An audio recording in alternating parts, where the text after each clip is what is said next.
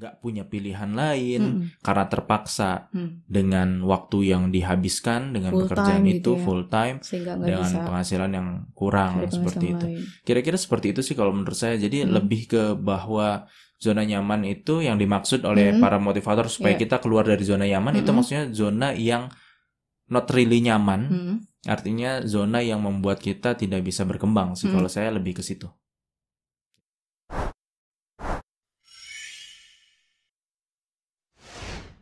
Ketemu lagi di Ngeteh Bareng Suami. Kali ini kita akan ngebahas tentang topik yang lumayan unik. Dan kenapa unik? Karena kita akan ngebahas tentang zona nyaman. Oh iya. Nah, Gimana aku tuh? pengen bilang unik karena menurut kamus Oxford itu kan zona nyaman itu adalah situasi di mana seseorang merasa aman dan nyaman gitu ya. Nah, aku setuju banget. Tapi aku sempat ngerasa ambigu gitu definisi itu.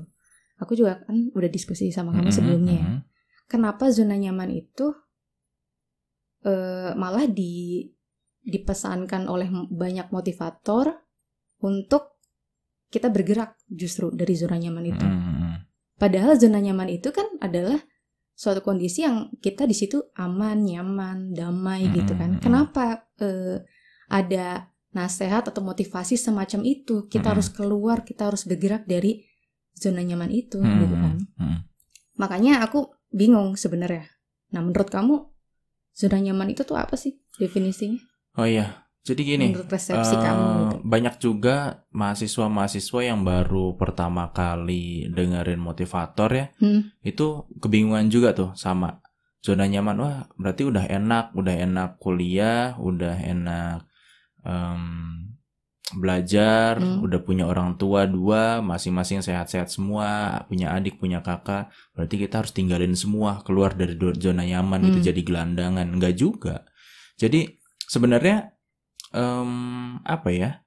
Ada beberapa orang yang nggak paham tentang itu. Sebenarnya bukan berarti zona nyaman yang disebut oleh para motivator itu zona yang really nyaman. Kalau menurut saya lebih ke arah bahwa zona yang memaksa kita tidak bisa untuk lebih berkembang.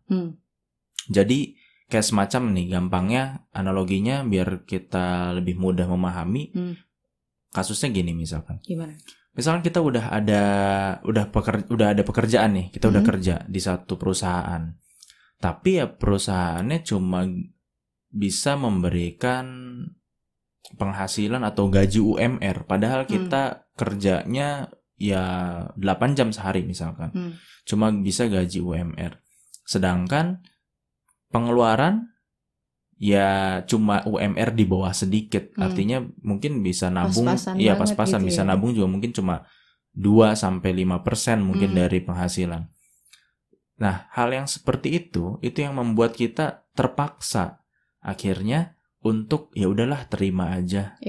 Ya udahlah daripada nggak ada. Tapi gara-gara hal itu akhirnya kita tidak bisa mencoba hal yang lebih baik. Tidak bisa mendapatkan penghasilan yang lebih besar lagi, tidak bisa mendapatkan kesempatan lain karena ya udah habis waktunya.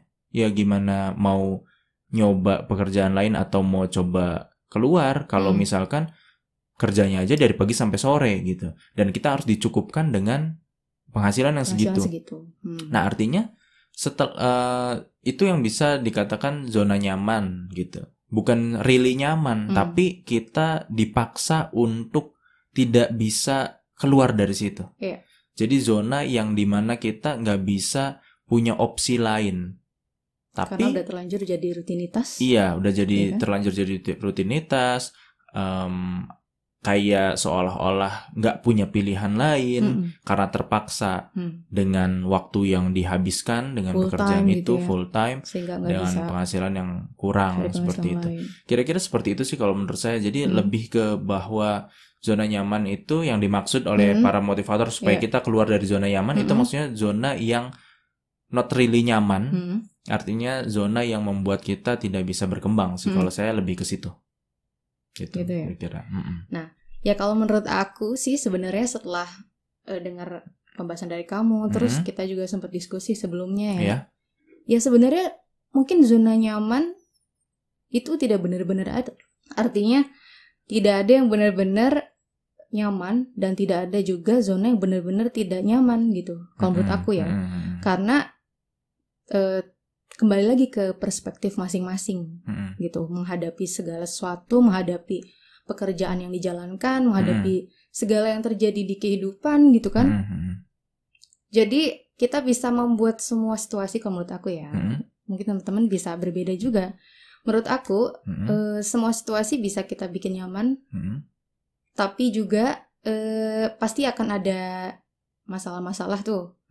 Ya gimana caranya kita bisa tetap menjalani itu dengan nyaman gitu sebisa kita. Kalau menurut aku sih gitu. Ya, tidak ada yang benar-benar nyaman, tidak ada juga yang benar-benar tidak nyaman gitu. Ya, tapi kan konteksnya di sini mungkin kita sedang ngomongin zona nyaman yang ala motivator itu, yang kita harus keluar dari zona itu supaya kita bisa lebih berkembang kan.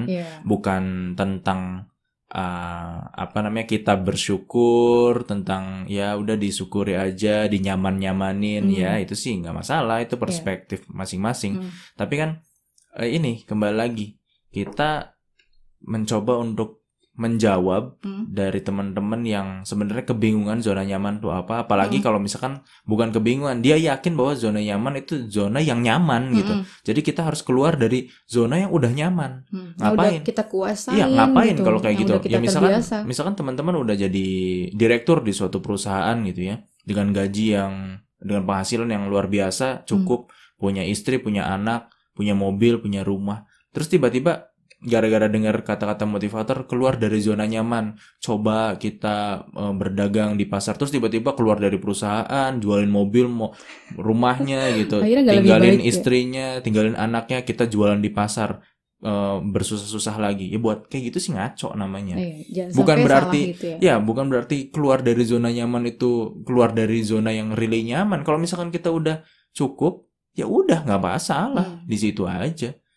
Kalau ini mah, kalau menurut saya lebih kepada zona nyaman yang dimaksud itu, ya lebih pada itu tadi, zona yang sebenarnya not really nyaman, nggak sebenarnya nyaman, tapi kita dipaksa untuk seolah-olah terjebak di zona itu dan nggak bisa berkembang. Makanya kita perlu keluar dari situ. Ya, gitu. Dan perlunya keluar dari zona nyaman itu ada syarat ya kalau menurut aku, harus ada potensi untuk kita lebih baik, lebih mengembangkan diri, lebih bisa membuat sukses misalnya. Nah, ini juga benar. Jadi kita anggap nih kita udah paham ya, zona nyaman itu adalah zona yang membuat kita nggak bisa berkembang. Kita udah tahu. Tapi jangan juga kita keluar sambil nggak tahu kita mau ngapain. Tahu-tahu resign. Ini pekerjaannya nggak bisa membuat saya berkembang. Penghasilannya segitu-segitu aja. Padahal saya udah kerja pontang-panting sampai menghabiskan waktu, jauh dari keluarga, nggak kenal sama anak bahkan karena berangkat pagi pulang malam misalkan. Saya harus keluar. Tapi sambil nggak tahu abis itu ngapain, kan nggak bisa gitu. Iya, jadi teman-teman juga harus tahu, walaupun udah tahu nih zona nyaman yang dimaksud itu apa, zona yang membuat kita tidak bisa berkembang, kita boleh resign cepat-cepat untuk keluar dari zona itu, tapi kita sambil tahu dulu, bikin rencana, kita harus ngapain nih.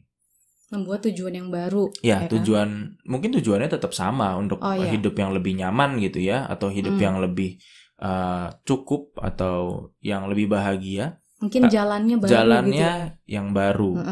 Dan kita harus tahu dan harus punya beberapa macam opsi. Jadi jangan sampai nanti opsi pertama gagal terus udah lebih parah daripada zona yang sebelumnya. Itu jangan sampai seperti itu. Apalagi nggak boleh gagal kan ceritanya misalnya. Iya, makanya harus ada A, B, C, D sampai Z mungkin. Jadi kita bisa mencoba semua jalan itu yang sudah direncanakan dengan matang sebelumnya. Dan ya sebaiknya kita udah punya bekal juga. Jangan sampai kita keluar aja resign sambil kita nggak punya modal atau nggak punya bekal untuk kita meraih hal yang lebih baik gitu. Itu sih mungkin di situ. Iya, dan ya udah aku simpulin aja ya.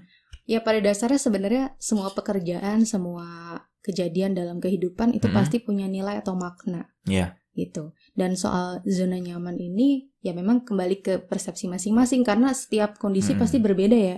Iya nggak sih? Iya, betul. kapan kita memikirkan untuk keluar dari zona nyaman, kapan kita bertahan dulu gitu. Iya. Ya kan? Itu tergantung teman-teman juga sih barangkali.